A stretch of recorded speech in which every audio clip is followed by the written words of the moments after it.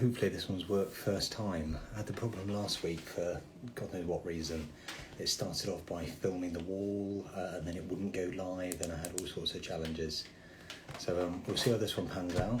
So first step is I've managed to appear live, which is always good. Second step is hopefully Sharron will be joining me and then we can connect and have a chat. I've had a little bit concerned because Sharron's normally on Twitter and for those that don't follow her, you absolutely have to. Fantastic miss of kind of giving you an idea of what's going on in her life, but also some very strong views based on a lot of experience and knowledge on the world of British swimming and wider as well. So I can just see Sharron's joined now, so hopefully she'll have a request to join and she can come and share some of her wonderful stories. I confess we've heard a few of these, but I'm really looking forward to whether there's any more, and many of you get the opportunity to hear these as well. Mark's at home, that were the case.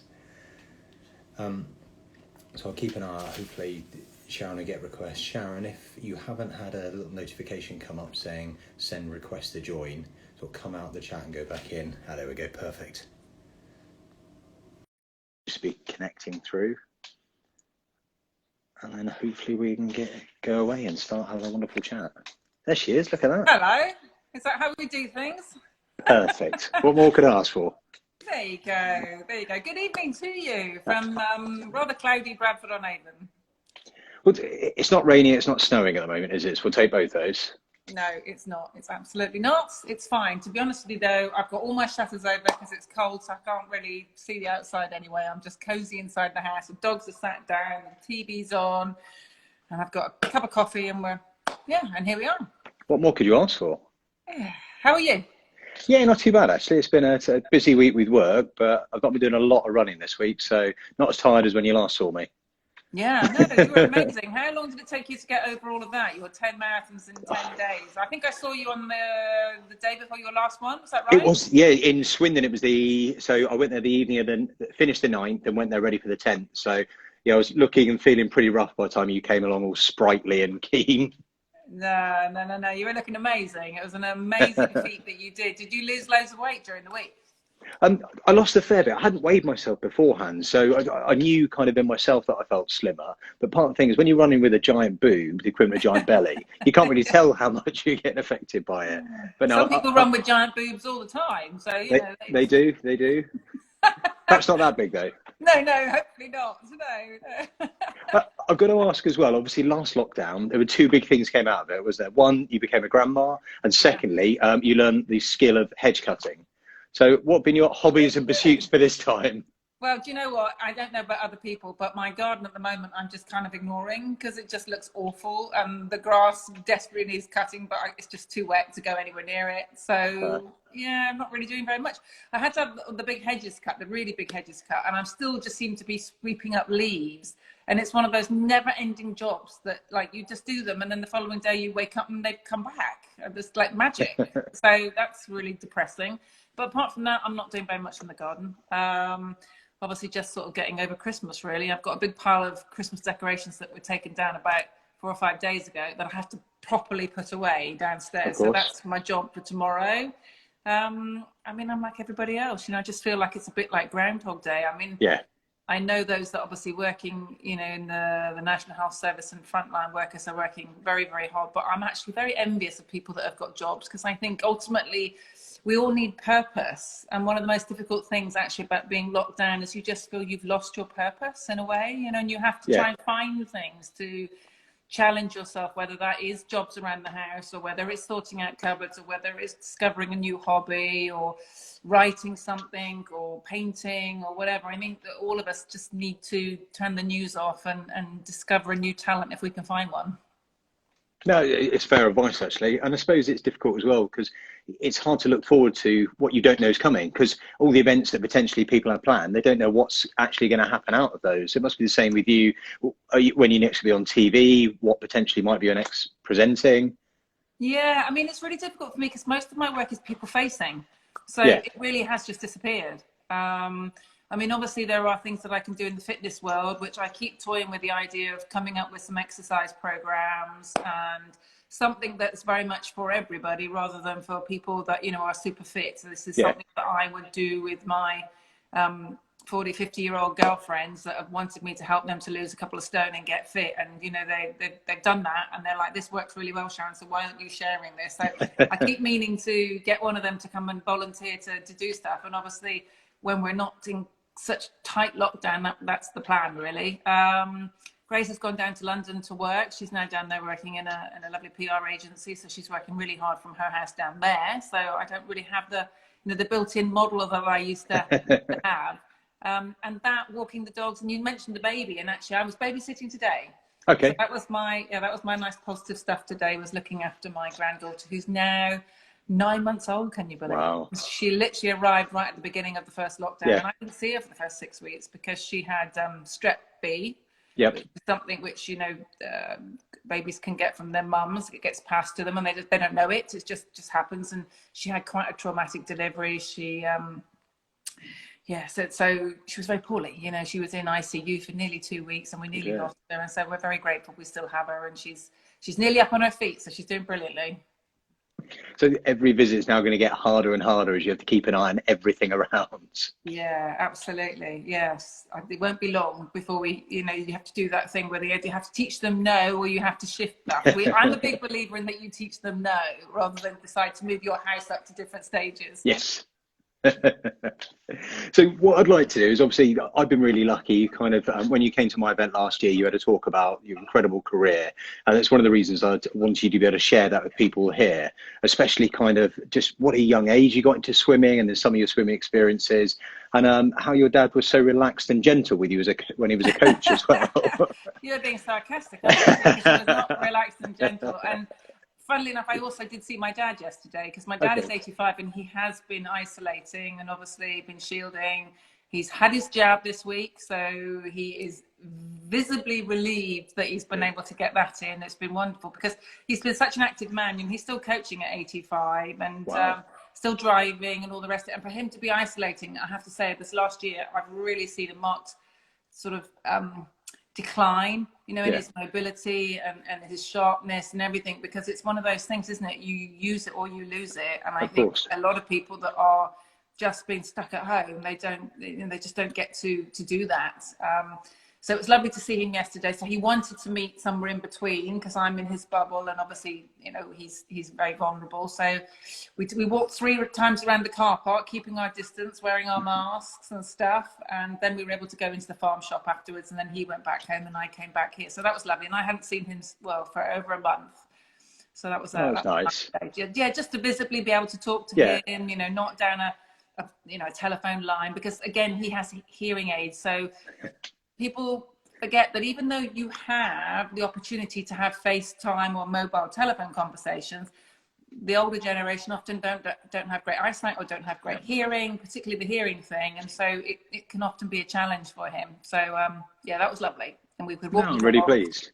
Yeah, he can see Finn, because Finn's obviously being homeschooled. So Finn came down, made sure he kept his distance, but he came down as well and saw his grandson. And then he gets to fuss over the dogs, because the dogs don't really understand 2 meters social distance. No. They don't get that bit, but they gave him lots of love, so that was lovely.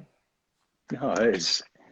So what I'd like to do then is kind of start way back when, not that long ago, but a little while ago, when you first got into swimming, and kind of for you, what was that first initial experience, and when you realised that actually you're quite good at this and you could potentially go further? It's one of those things. I think lots of people do lots of different things, you know, and the advice that I give to any parent that's got children that they want to get involved in sport, and sport is such a wonderful thing for kids to do, physically and mentally, is just try different things, give them lots of options. And that's exactly what my parents did. I live very close to the swimming pool, so they wanted me to learn how to swim for safety reasons. But I also used to love riding ponies, because I lived in Plymouth and Dartmoor wasn't very far away. I did ballet because my mum had done ballet. I have to say, I was never very good with musical instruments. It's one of the things that I've always wanted to be able to pick up a guitar, but never been able to do that. I don't have that talent. Not even a lockdown hobby potentially for this time around then? Yeah, maybe not. I'm not sure I've got the patience. So yeah, it's just something really took over. You know, I was doing all these different sports, and I'm just absolutely the perfect shape and size for swimming. I'm tall, I have long levers, I have big hands and big feet, relatively. I mean, not hugely so, but you know, I was 5'11". I'm definitely shorter than that now. I'm probably closer to 5'9.5" these days. And I had size 8 feet, and so they are your paddles, you know. So just the same as you would get gymnasts that are short so that they can tumble, you know, swimmers tend to be quite long, so you have long levers and long paddles. Long bodies, short legs is the absolute perfect. Someone like Michael Phelps, again, is the absolute perfect shape. And so although I found swimming found me, it was the thing that I was absolutely made to do. And I just improved very quickly. And by the time I was 11, I was Devon County senior champion and competing for England junior. And then at 13, I was at my first Olympic Games. So, you know, I don't really remember doing an awful lot else from about 10 years of age. Swimming was my focus. And we've obviously got to, and I don't want to dwell on it too much because it's still, I didn't sense last time when you spoke about it. Obviously, I'm going to bring up Petra now and that fateful final. So I suppose for anyone that's not aware, if you can talk a little bit about that, the 400 final at the 78 Olympics, and then kind of what happened, and then her admission and revelation later, if you will. Yeah, so 1980 Olympics, because all of our Olympics are even numbers, but you know, that's just, you meant that. I'd obviously been to the 76 Olympics, so I had that lovely experience, and then the big build up towards the 1980 Olympics. Now, all of my sporting career, the first time round, I had to compete against East Germans. And East Germans, as we know now, and in fact we knew at the time, were involved with a state-run doping program. Yes. And it was a particularly nasty state-run doping program because it was very much aimed at young girls. It was aimed at giving them quite nasty testosterone as Turinabol whilst they were going through puberty so that they could develop male strength and male physique and male lung capacity and all the things which we know makes males stronger and faster than female athletes.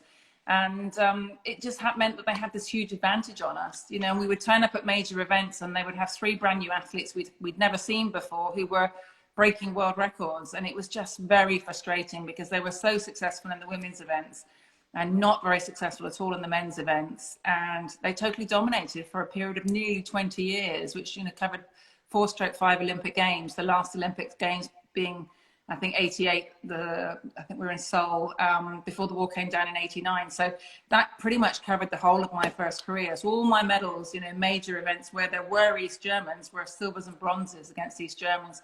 Commonwealth Games where I didn't have to compete against East Germans and I just had to take on Australians who were obviously very strong at swimming. I had golds, but it was, just really frustrating for me that was my era.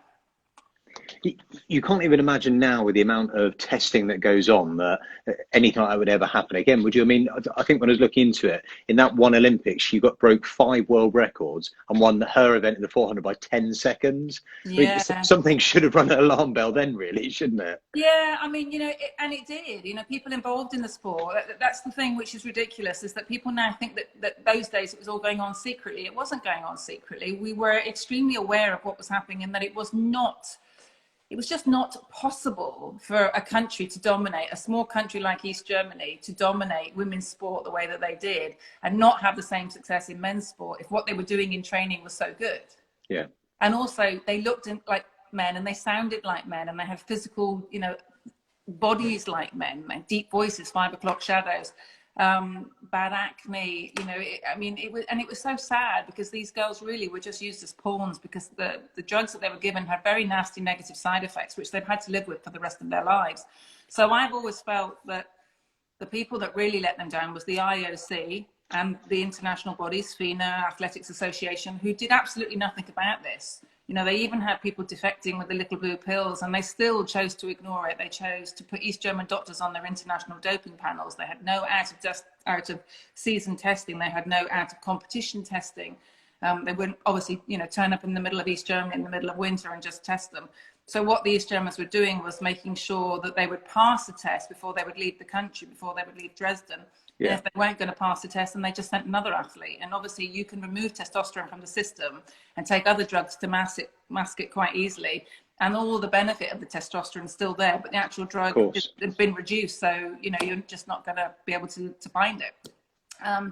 So it was just incredibly, incredibly frustrating that nothing was done for such a long time. And we're still having a battle on, you know, against drugs in sport. You know, it's never going to go away because sadly sport reflects society, and in society Yeah. we have cheats, and so we will have cheats in sport. And I just would like to see bigger deterrence. You know, I would like to see people not get away with 2 years or seconds bans. I think if, you know, maybe we could give somebody 4-year bans for the first offence, but if they're caught again, I just think they should be absolutely 100% out. You know, and coaches, anyone that's encouraging youngsters, you know, should never be allowed anywhere near young athletes ever again, if it's proved that they've been trying to you know, influence their athletes or pass drugs up. So yeah, we just need to have better deterrence and better ways of catching people. I suppose there's a lot of people out there agree with that as well. And how did you, as an athlete then, because obviously you're training really hard, you know the ability you're at, how do you motivate yourself to keep going and performing when you've got these obvious cheats and performing that? Were there times you found things really difficult to motivate yourself to continue? Yeah, except for I still wanted to compete. You know, I was a natural born competitor. It was my sport. It was what I was good at. Even though you know that you've got these people to beat, which is pretty much impossible to do, no matter how hard you train, no matter how good you are. I mean, I set the British record in the 400 metres individual medley, and in fact, the Commonwealth record as well. Commonwealth record stood for nearly 12 years, and the British record stood for over 20 years. So, you know, I was trying to do my best to, and if you take away the 9%, which is what the average was that they were able to improve, so all of their paperwork, which we saw once the wall came down, was showing that they could make about, on average, a 9% improvement. So some were slightly left, some were slightly more, but 9 was the average. If you took 9% away from the girl that beat me, it would have put her 18 seconds behind me. Wow. And so it means you can take a very average athlete and make them an amazing world champion, because 9% at world level is just huge. Phenomenal. Absolutely huge. Yeah. Well, you said about obviously the British records, and if my facts are right here, you've got to, hopefully I've got them right. British champion on 22 separate occasions, over 200 British swimming records and 5 Masters records. Is that right? Yeah, but it was over a period of time, you know, and because I But was it's still pretty remarkable. but because I was an IMer, individual medley swimmer, so butterfly, backstroke, breaststroke, freestyle in that order, then obviously I would go and compete at all these different things. So I would be able to break the British record on the 200 backstroke, which is what I swam for Great Britain first time at the Olympics in, and obviously a 200 and 400 IM, and then I'd be part of the British relay team, so the 4x200s and the 4x100 freestyles, and I had the British record at one stage in all of the freestyle events, short course. And so it was, my dad always used to look at the world rankings. He would never look at British times. And he would always say to me, if you want to be the best in the world, we're looking at the Americans, or we're looking at the Canadians, or we're looking at the Australians, you know, and he would sort of say, this is what they're doing, this is where you need to be. So, you know, he was quite tough. I mean, I was 11, I fell out of a tree and I broke both my arms, so both bones in both arms. And I walked home, walked into the kitchen because I was there by myself. And he just said, "Oh, Sharron, look after that arm with the other one." I said, "Nope, I think I've broken that one too." So it looked like Z's, you know. So I knew I'd done something. Put them in plasters and had to have them re-broken and re-plastered. And about 1 week later, my dad said, "Well, you've missed a week's training." And I said, "I know." He said, "Well, that's not very good, is it?" He said, "Are you in pain?" And I said, "Well, no, not anymore, Dad." And I had these plasters from my wrist all the way up to my shoulders. And so we went to Tesco's, picked up a load of plastic bags, he wrapped them and sellotaped them around, and I just carried on training for 3 months with 2 broken arms. So, you know, and at no stage was I in pain, but it did teach me that our bodies are amazing, and you can, it's incredible what you can do, as you well know, you know, 10 marathons in 10 days. Most people would go, "Oh my goodness," but you did it. No, not quite the same as swimming with 2 broken arms. And I'd argue as well, did your dad, did he in later years admit he might have been a bit tough on you, or was it all for your own good and never forgiven? Yeah, I mean, weirdly, that wasn't the toughest thing that he did. I think the toughest thing he did was in '79, just before the Olympic year. We had the Russians in Afghanistan, and Mrs. Thatcher was trying to get us to boycott the Olympics. Yeah. So everybody was training, not knowing whether we were going to get to go. We were having no funding from the government at that time whatsoever, no lottery funding. Britain was still trading with the Russians, but they were just saying, well, the athletes should pull out of the Olympic Games. So it was very disheartening. And we didn't know if we were going to get to go. And just prior to Christmas, I got a virus. And of course, unlike a broken arm, you can't see a virus. You know, you just don't have the time even know it's there.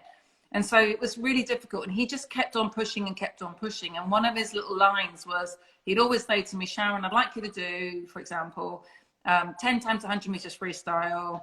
And I want you to swim in rest in 80 seconds. And I want you to hold 65. And then right at the end of that sentence, he would say, you probably can't do it, but give it a go.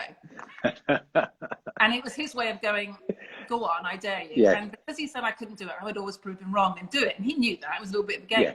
But when I had this virus, I couldn't do it, you know, and I just couldn't understand where my strength had gone, why I was tired all the time. Yeah, it was really difficult. And I think when you can see a problem, it's much easier to be able to fix it than when you can't see a problem. You know, viruses are just the worst to deal with. And yeah, it's, you know, talking of viruses, you know, we come back round into this full circle of where we are right now. And obviously some people we can see have the virus and they're incredibly poorly, and other people, you know, get it and don't even realize they get it. It's just, yeah, horrible. And obviously you finished and took a break from swimming, didn't you, to try and pursue other careers, then came back and gave it another go. So what encouraged you to come back into swimming for your second phase, if you like? Yeah, it's not quite as easy as that. The story's not quite as simple as that. So what happened was, after Moscow 1980, I'd been training for nearly 10 years and I just needed a break. But in those days, you couldn't take a break. So I took a scholarship to Berkeley University in America. I was very keen that it was an academic scholarship. I was going to a good university, wanted to go to an Ivy League university. I had a great training program there. They had a female coach, which I thought was wonderful. Got there and just found that I was very jaded. But to maintain my scholarship, I had to swim. So I then was in this difficult situation where I needed a break. My parents' marriage broke up and my mum was really struggling. So I thought, right, well, I'll come home. And I got offered a TV show called Give Us a Clue. And I was doing some presenting for some kids' TV. And because I received £40 for this TV program, I was branded a professional. And I wasn't allowed to compete anymore. So it wasn't wanting to stop. It was told that I'd received £40 and I wasn't allowed to race. And what was really frustrating for me again was that at the same time that I was branded a professional for £40, Sebastian Coe and Steve Ovett were racing each other every single weekend, being paid a lot of money, of which was going into a trust fund, which was then buying them a car and a house and winter's training abroad. And so athletes were being totally being treated differently to swimmers. So I got made professional and thrown out of my sport for 40 quid, whilst they carried on and raced each other all over the world and all over Europe every weekend. Really difficult. And it took 8 years before they brought trust funds into swimming. So in 1988, I was at the Olympic Games in Seoul, and I was sharing a flat with the lovely Mary Peters. And Mary Peters said to me, well, if you've got this thing in your life that you've not quite finished, then don't say what if, get back in and do it again. So after 8 years out, I started all over and got back in and did it again. So I did my first Olympics at 13, and my last competing Olympics, which was 92, I was pretty much 30. So it was over 3 decades and 3 different Olympics, yeah. Wow. No medal. Came home with a husband because he pulled his hamstring, and I felt very sorry for him. So yeah, different trophies.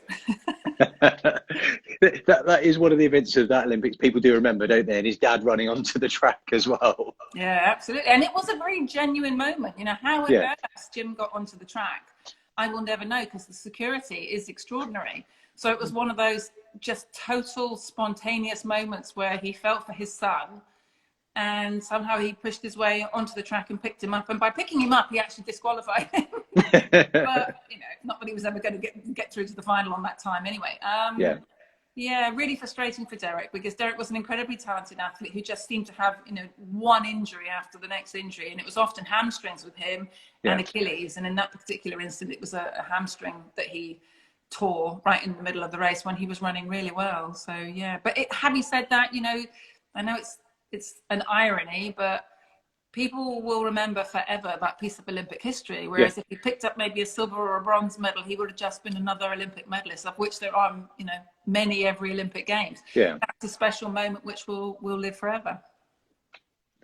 And since you've retired from swimming, you've been, I suppose, very lucky actually to be the first person that nearly every single one of our swimmers coming out the pool gets to meet, regardless of their success. And it's one of the things actually that a lot of the swimmers that I've interviewed have always said about you as well. And Becky particularly said she's cried on you and with you so many times. God, I know. I am so privileged to be in that position. You know, I have been on the side of the pool now for 25 years. So I was in my sport for 23 years, and I've now been on the side of the pool for 24 years. And my first Olympic Games for the BBC was 96. And I was working before that for New Zealand radio and for other different media sort of outlets. So I've been to every single Olympic Games since 1976. Wow. But poolside for BBC since 96, which was Atlanta. And it's such a privilege to be able to be that person, you know, and I kind of had a eureka moment, I guess, when I was watching Mark Spitz in 1972 with his 7 gold medals, with his handlebar moustache and his big row of medals. And I was only 9, 10 years old. And when I was interviewing Michael Phelps, when he became the most decorated Olympian in history after his 18th gold medal, we were in London. We were standing next to NBC. BBC were host broadcasters, so we were at the front of the queue, which we never are, because normally we're like so far down the line, it's ridiculous. But they said, look, we're not live, Sharron. If you'd like to speak to Michael first, then, you know, you're welcome. So I got to be the first person in the world to speak to Michael Phelps, and he became the most decorated Olympian in history. So I felt like my whole life had done this massive, you know, 360-degree circle, and it was very special. I thoroughly enjoyed London. But every Olympics has a feel about it, you know, it has a real atmosphere, whether it's 2000 when we're in Sydney and it's the first games makers and it's the first green Olympic Games and we're trying to recycle everything and do everything correctly, or whether it's Beijing where China is trying to show to the world and they're spending a huge amount of money, or, you know, whether it's Athens and we're celebrating 100 years and people didn't think we were ever going to get the pools finished or the underground done, but we did, and we were competing in front of the Acropolis. Every Olympics has something unique and special about it. Do you ever find it challenging? Because obviously you get to speak to them so quickly. Others obviously have a bit more time to reflect on the race, to prepare, whereas a lot of what you do is quite raw, isn't it? Do you ever find it challenging depending on how they've performed, what to discuss and go through? Yeah, I mean, it's not difficult because I think the secret is to listen with interviews. For me, it's very lucky because I know exactly how they feel. Yeah. So I want to bring their personality over, because I think swimming always struggles with the fact that we look like 8 people with hats and goggles on going down the pool, and often we can look the same. Yeah. And so I want to try to bring over the fact that these athletes all have, you know, they're all quirky, they're all different, they've all got something to say for themselves, and they've all worked incredibly hard and deserve to have some proper face and airtime, and they don't get it very often. So I'm very keen to try and make sure that I can, you know, give them a voice. Yeah. But you're right, you know, when Becky won her medals in Beijing, I was in floods of tears, you know, and I get to give her a hug, or I get to steal some Cadbury's chocolate, which I bring for her, you know, and smuggle to her on the side of the pool, or things like that. And those are all really special little moments. And again, I get to share special moments at the moment with Adam. You know, there's this supreme breaststroke athlete that's, well, you know, that will probably never see the likes of it again.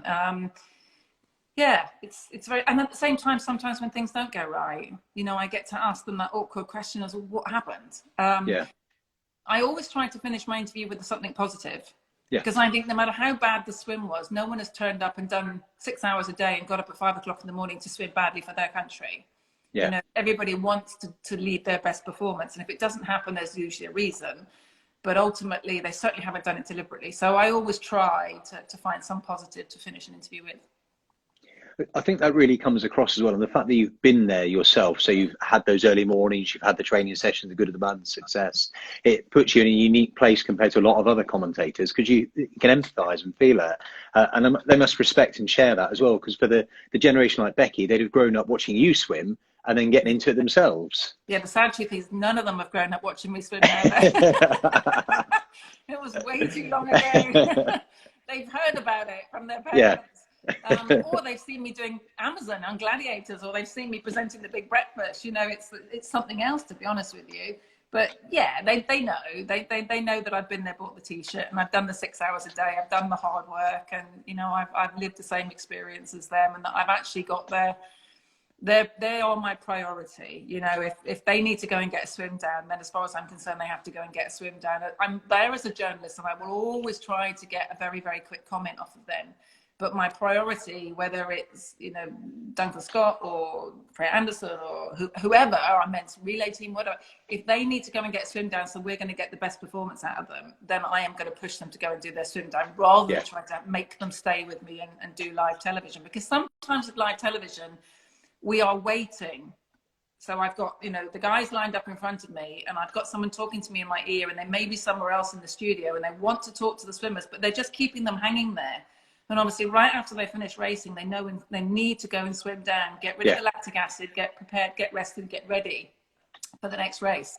So I'm thinking I need to let these guys go, because they need to go and do what they need to do, rather than hanging on to them, you know, by their costumes and saying, you must stay, you must stay. So yeah, that's always the way that I'm going to be.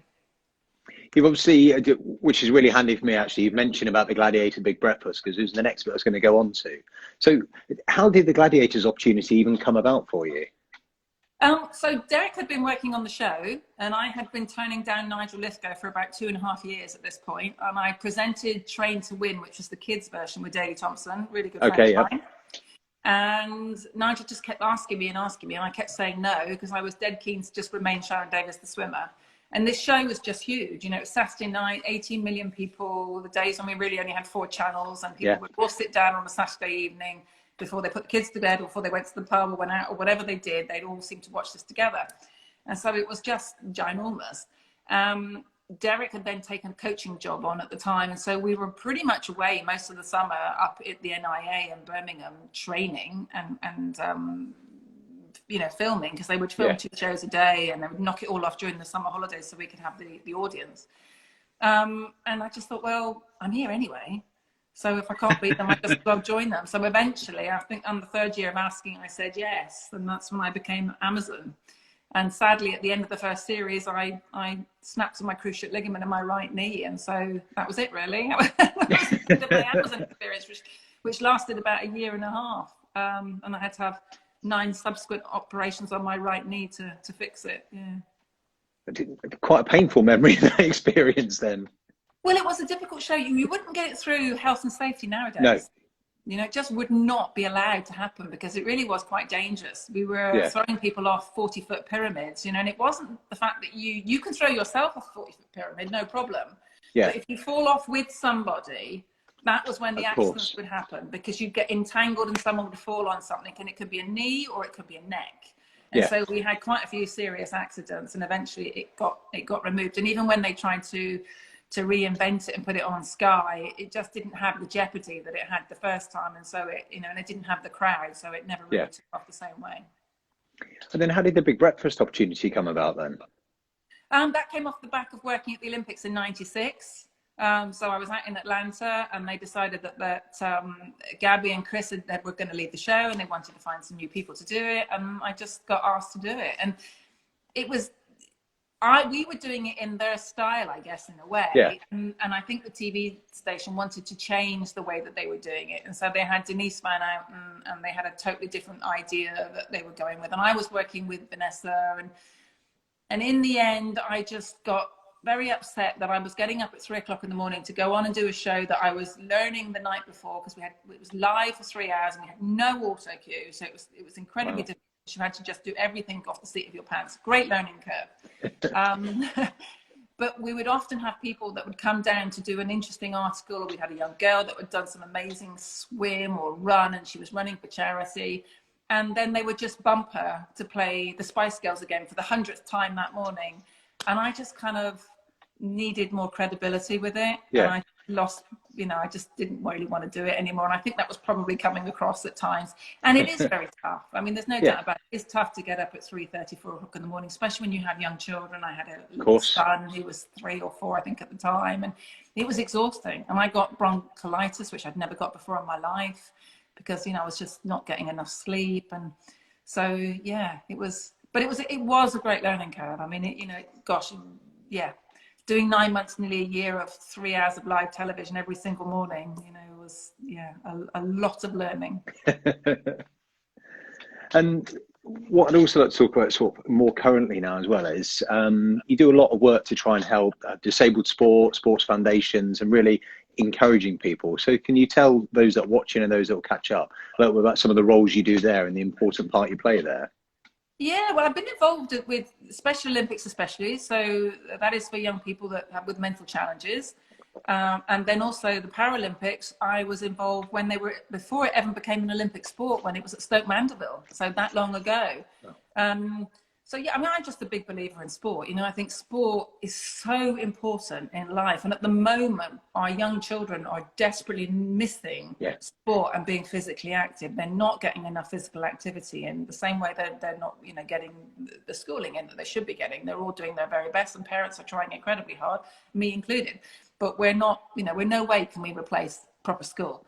And my son is 13 years old and he misses his peers. He misses other boys. He misses his rugby. We go in the gym and we get on a bike, but it's not the same. And so sport has taught me focus. It's taught me determination. It's taught me teamwork. It's taught me ethics.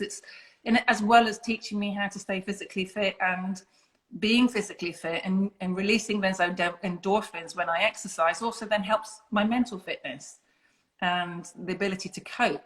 And I think we need to think about how we can try to make our children more resilient, because one of the things that's possibly lacking with young people, which has been brought on by social media. Social media has so much that's wonderful about it, but so much which is corrosive and dangerous. And one of those things is how it captures children and intoxicates them and stops them from just building dens and being kids. Yeah.